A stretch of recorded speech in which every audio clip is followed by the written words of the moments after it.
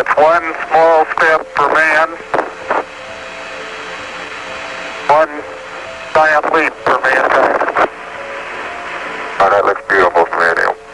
It has a stark beauty all its own. It's like much of the high desert of the United States. It's different, but it's very pretty out here.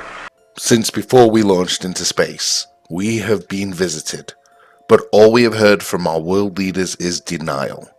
By the end of this documentary, unlike any other, you will hear what is visiting us and why. Columbia, this is Houston, AOS, over. Houston, Columbia, Highgate, over. Roger, the EVA is progressing beautifully. They're setting up the flag now. I guess you're about the only person around that doesn't have TV coverage of the scene. Recently, in a change of policy, mainstream media has been tirelessly reporting on UFOs. Unlike many other news stories, they have no conclusion, no investigation, but the reports keep flowing in. UFOs have been the stuff of conspiracy theorists for decades, often mocked for talking about it, but maybe they shouldn't be mocked. Welcome back. Well, it wasn't your typical Washington news conference. 7 former U.S. Air Force personnel there to talk about UFOs. And that brings us to tonight's number, 500. According to MUFON, the largest privately funded UFO research organization in the world, there are 500 UFO sightings in the world every month. Every month. And it's not just the mainstream media. Over the last couple of years, we have heard from world leaders regarding the infiltration of our world. And whilst talking about the subject, they have inadvertently slipped up to reveal some of the truth. The aliens won't let it happen. You reveal all their secrets. They exercise strict control over us. None of this was easy. There were some tough years in there. You had fiscal showdowns and government shutdowns and pandemics and oil spills and pirates. Y'all remember the pirates? I mean, the only thing we haven't had to deal with is like the asteroid, or the aliens. That's true, good point. Shouldn't have mentioned the aliens.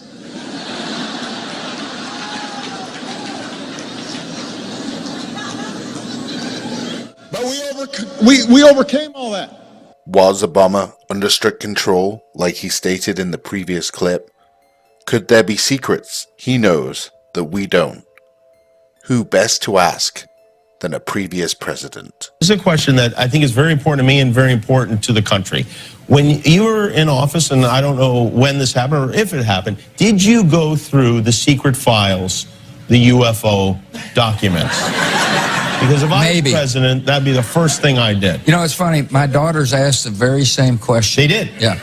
Would you be allowed to tell your daughters what was in those files? No. You would not? No. Now that you're out of office, you can do anything you want, right? True, yeah. But I'm not telling you. You're not telling me. You're not telling me what? Are you not telling me that you looked at them? I'm not telling you nothing. Are there really great secrets that you know that you can't share with people? Yeah. Yeah, there are. And you never write about them? No. Maybe at a time in your life that you're like, oh, I'm 90, I'm going to do it. No. No, nothing.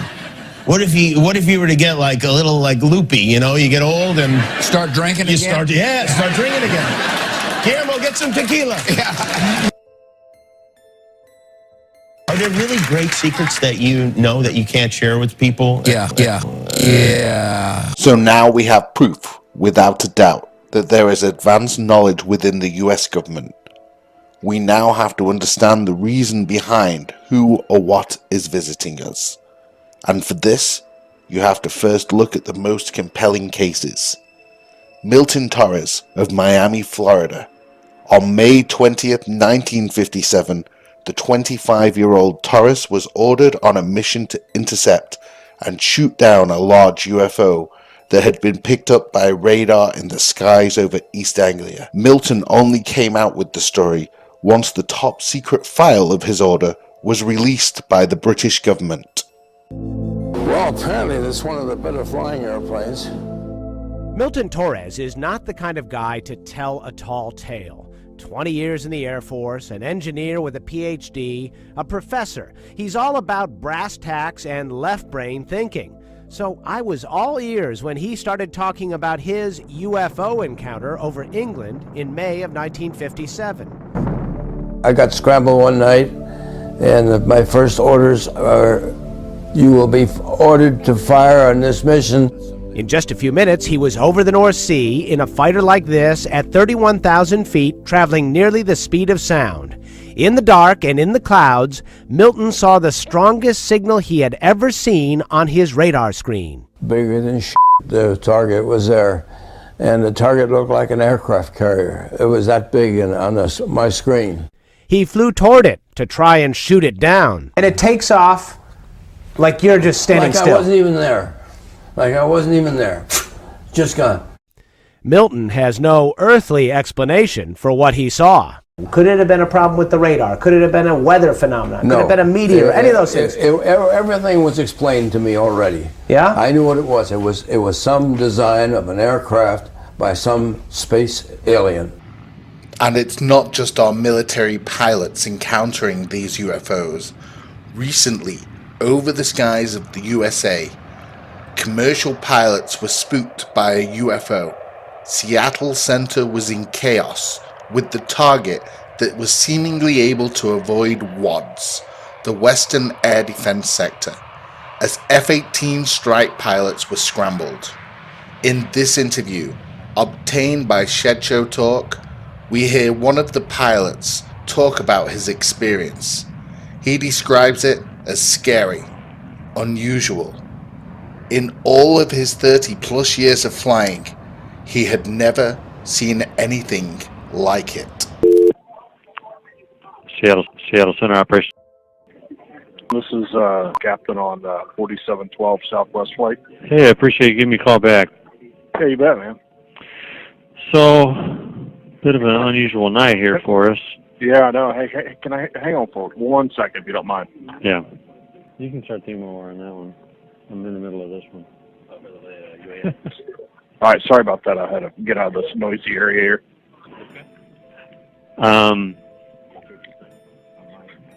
So unusual night for you and for me. I've never, in all my years of flying jets, which is coming up on 30 years, I've never had anybody y'all weren't talking to.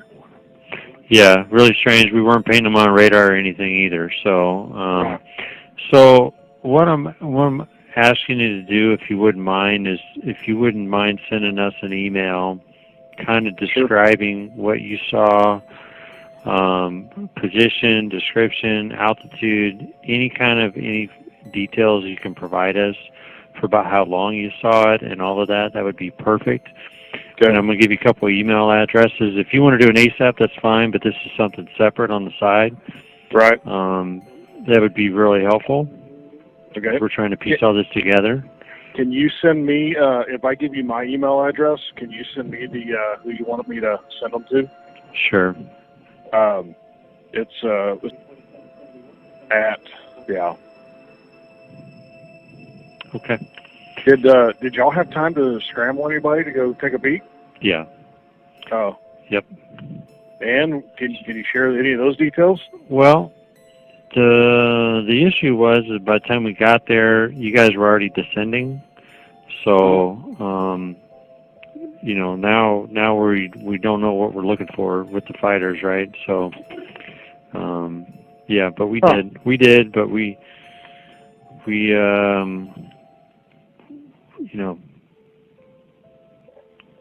they didn't see what we were looking at, because there was a United flight and a SkyWest flight that saw them too. Right. Yep. And I've already talked to those pilots, so they're doing the same thing as you guys and just sending us some details.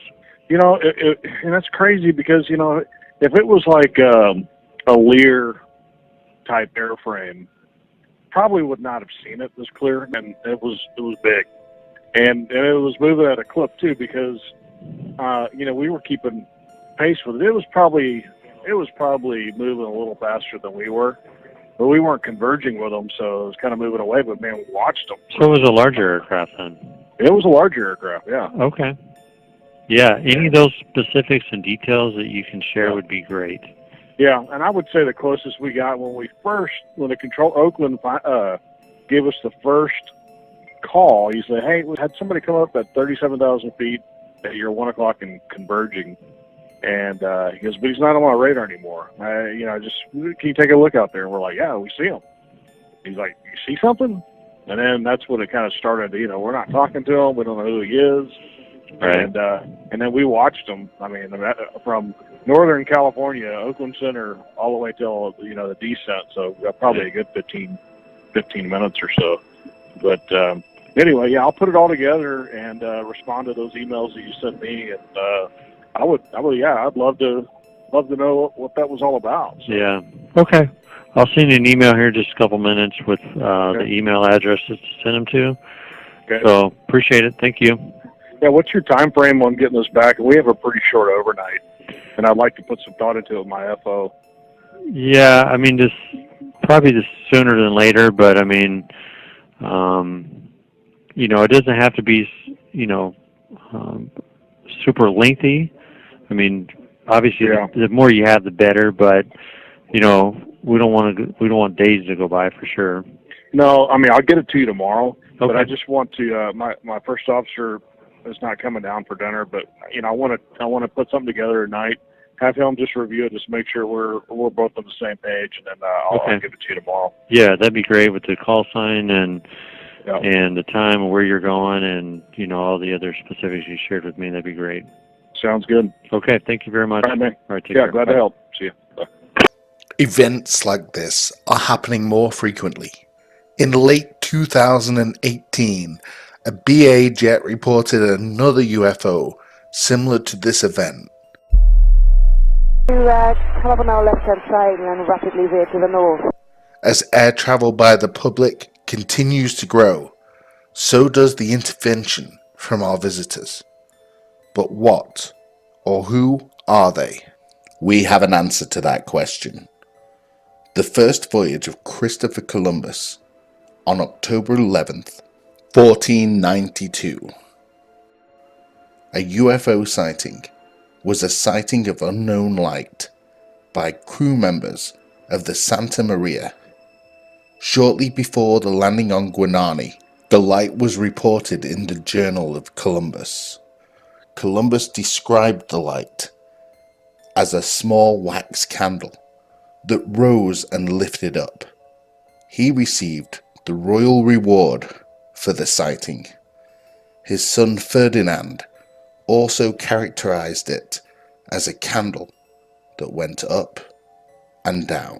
From 1944 onwards, during the Second World War, the term Foo Fighter was used by Allied aircraft pilots in World War II to describe various UFOs or mysterious aerial phenomena seen in the skies over both the European and Pacific theaters of operations.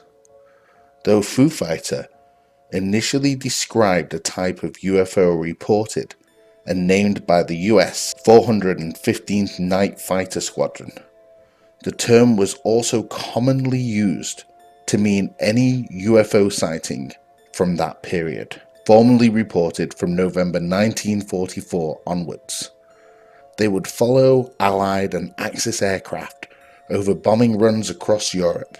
Witnesses often assumed that the Foo Fighters were secret weapons employed by the enemy. Since the creation of the atom bomb in 1945, UFOs have had a distinct interest in humanity's advancement of this apocalyptic weapon. They have been stalking military installations in all nuclear states, shutting down scores of missiles one by one. In the UK, at Bentwaters, they violated the airspace of a nuclear-armed airbase and shot rays down to the ground at the feet of Deputy Base Commander Lieutenant Colonel Holt. And in another instance, they even shot down an Atlas missile that was being tested for carrying a nuclear-armed warhead. 1967, I was on duty as a missile launch officer. I get calls from my guards upstairs. First, I get one call saying that they're seeing strange lights flying in the sky, and I didn't pay too much attention to that. About 5 minutes later, the main security guard, the flight security controller, calls down, says he's looking at a glowing red object, very large, hovering over the front gate. He wants to know what to do. I tell him to secure the facility. We hang up. I go to tell my commanders. So within seconds of that call, my missiles start shutting down. I recall losing all 10 of them. You didn't see the object? I didn't see the object because I was obliged to stay underground in the capsule. By shutting down, we mean what? By shutting down, what I mean is they were not launchable. They were in a no-go condition, disabled. How long to restart them? How long to restart? Well, I'm sure it took over a day, and maybe... All right. Now, Bob Jamison, you were there too, right? Yes, sir. And you were in the Air Force? Yes, I was in the Air Force. Where were you when this was happening? I was a targeting officer, missile targeting officer. I was at home relaxing, and I got a call from Job Control to tell them to come in. The missile had gone down. My job as a targeting officer was to bring him back up. And so I went into... So you didn't see the incident, you just went to the missile? I went to the incident. I went to the site. Where is Maelstrom? It's Great Falls, Montana, just outside Great Falls, Montana. What did you make of the story? Well, I know that it's true. I went into Job Control after I got to the hangar. I was called in, went to the hangar, went to the Job Control, and I noticed they have a map of the whole complex with green lights where the missiles were good, but there's one small area with 10 red lights. I mean, those missiles were out. Is it possible they just malfunctioned? That doesn't happen. Very rarely does a missile malfunction, and I don't think any... Much more rare would be 2 at the same time, but never 10. In a completely separate incident, and another alien violation of our nuclear capabilities, here, Professor Robert Jacobs recounts what he witnessed. I was officer in charge of optical instrumentation at Vandenberg Air Force Base from 1963 to 66. That's our job California? was to photograph... That's California, so right there on the coast. Right. And our job was to photograph with high-speed instrumentation every missile launched from Vandenberg going down the test range. They wanted to find out if we could figure out a place to put a telescope where we could get a side view of the missile so that we could see all 3 stages of powered flight. So I went up to Big Sur, California, up on a U.S. Forest Service road on Anderson Peak, and I installed a telescopic sight up there. The Air Force flew in a huge catadioptric telescope from the Cape. It was built by Dr. Walter Manning at Boston University. They put the telescope up there, and with that thing, which had a focal length of 2,500 inches, we photographed an Atlas missile raising up out of the fog cover and flying down range. We got all 3 stages of powered flight, and as the dummy warhead and the package flew on down range, we were all celebrating the fact that we had seen the thing and accomplished the mission. When I got back to the base with the film the next day, I was called into the office of Major Florence J. Mansman, and there were 3 people in gray suits standing in there. There was a 16mm camera and a screen set up. Major Mansman said, "Lieutenant, sit down and watch this." And he turned down the lights, turned on the camera on the projector, and the film came on. And I recognized it as the film that we'd shot at Big Sur the previous day. Toward the end of the flight, I was looking at Major Mansman saying, "Pretty good stuff, huh, sir?" And suddenly he said, "Just watch this." And as I watched, the warhead, the dummy warhead, the chaff that was put out in front of it as a decoy to deflect the Russian anti-missile tracking radar. Everything was flying along, and suddenly, in the same direction this stuff was flying at about 8,000 miles an hour, an object came into the frame, shot a beam of light at the warhead, flew up to the top, shot another beam of light at the warhead, flew around the direction it was flying, shot another beam of light at the warhead, flew down, shot another beam of light at the warhead, and flew out the same way it came in. If you cannot believe these men and their accounts, then believe this.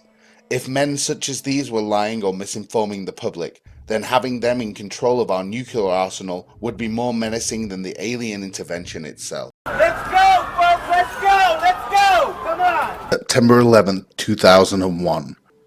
Yet again, ever present in the pictures and footage, UFOs can be seen soaring across the skyline.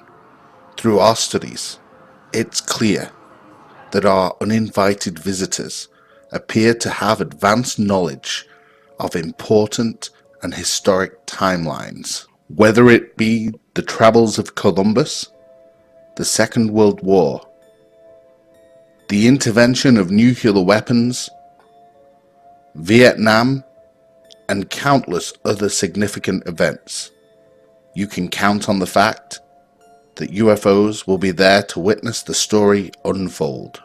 There are tens of thousands of sightings every year from around the world, yet very few cases in history, in fact, only one, can really be given the beyond a doubt tag when it comes to interacting with alien beings themselves.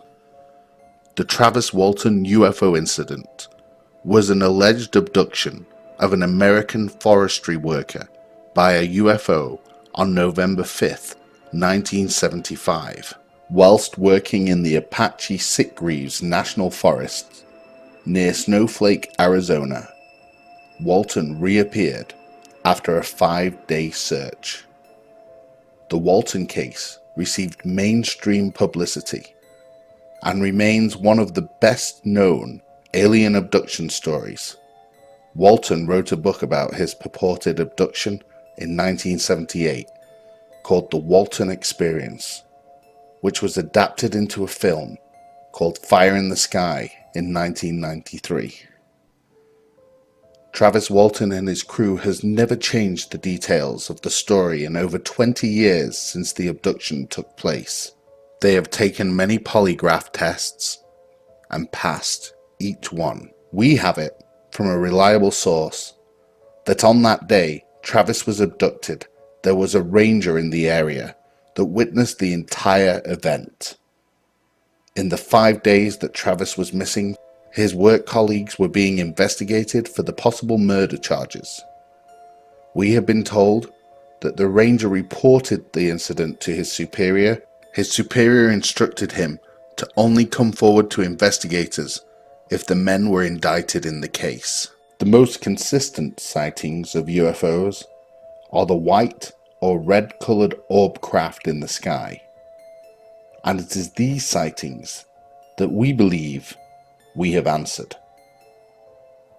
It is this that Columbus saw on his voyage. They make up the Foo Fighters of the Second World War, and the craft our Navy pilots chased after an incident involving the aircraft carrier. Dude, this is a fucking drone, bro. There's a whole fleet of them. Look on the ASA. My gosh. They're all going against the wind. The wind's 120 knots from the west. Look at that thing, dude.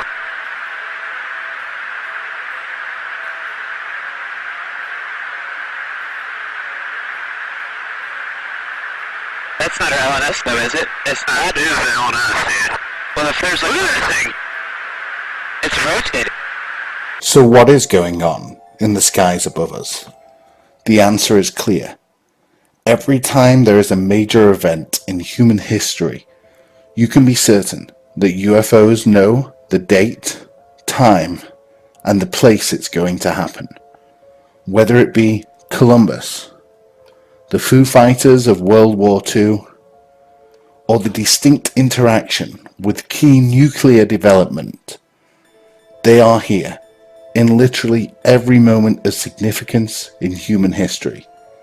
This advanced knowledge can lead to only one explanation. However, if somebody knocks on your door one day and claims to be your great-great-great-great-great-granddaughter, don't slam the door, because it's possible that centuries from now, our descendants will be able to manipulate the power of a black hole, a star, go backwards in time, and meet their illustrious ancestor that they've all read about in the history books. Now, a professor of physics at the University of Connecticut, Dr. Millett, may be on the verge of building a real time travel machine. Einstein's theory allows you to manipulate space and time. And what I realized was that I could use light based on Einstein's theory to manipulate time. So I'm a theoretical physicist like Einstein, and what I was able to do was to design a set of equations that so that time travel is possible. What I did was sort of the analog of time travel of E = mc². And the thing is that that was an equation that Einstein came up with, but what I need is the experiments in order to demonstrate my theory. But that I came up with the foundation for it, yes. How do you physically get a person, an object, how do you physically get it to go back in time? Okay, I can explain that, but one of the things that I should mention that with my work, we're not trying to send a person back into the past. What we're trying to do is to see if we can send subatomic particles or information, which would be a major breakthrough in itself. But to try to send a person back, that's not something that we're trying to aim at, and that would be something that perhaps in the distant future we'll be able to do. Albert Einstein thought the 3 dimensions of space were linked to time, which serves as a 4th dimension. He called this system space-time, and it's the model of the universe that we use today. But Einstein also thought it was possible to fold space-time, creating a shortcut between 2 distant locations. This phenomenon is called a wormhole, and it can be visualized as a tunnel with 2 openings, each emerging at different points. Wormholes might exist naturally in the cosmos. Scientists in Russia are trying to use radio telescopes to detect them, but using wormholes for time travel won't be straightforward. Indeed, some scientists believe that in the not too distant future, we will be able to artificially create these wormholes for ourselves, right here on Earth, allowing the theoretical science to become reality. We believe that the answer to the vast majority of UFO sightings above the Earth lies within our future. This explains how they know when a natural disaster will happen, or why they turn up at every major historic event in human history. Mankind has always been obsessed by history, but we all know history is written by the victors and not the losing side. In the future, it looks like we will be able to come back and find out what's really happening for ourselves. Re-record the events that we missed, or we were misled on. Who really killed JFK? What did the dinosaurs look like? And how did the cavemen really live to become what we are today? So next time you look up and see one of those orb-like UFOs, make sure to wave, because it could be your great, great, great, great grandchild.